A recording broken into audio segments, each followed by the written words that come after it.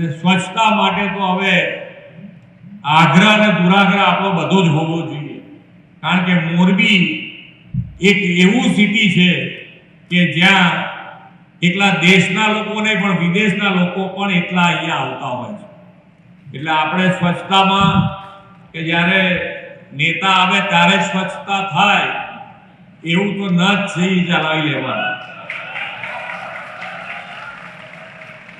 રોજ બરોજ સ્વચ્છતા થાય એના ઉપર આપણે બધાએ પૂરતું ધ્યાન આપવાનું છે અને સ્વચ્છતા થવી જ જોઈએ એનો આગ્રહ આપણે બધાએ રાખવાનો છે અને એમાં આપણે બધાએ એમાં સાથ અને સહકાર પણ આપવાનો છે. આપણે સૌ સાથે મળીને જે માન્ય વડાપ્રધાન શ્રીએ વિકસિત ભારતનો સંકલ્પ કર્યો છે, તો આપણે જો સૌ સાથે મળીને આગળ વધીશું તો વિકસિત ગુજરાત થકી વિકસિત ભારત બનાવીશું. એ જ અભ્યર્થના સાથે વિરમું છું. ભારત માતા કી જય. વંદે માતરમ. જય જય ગરવી ગુજરાત.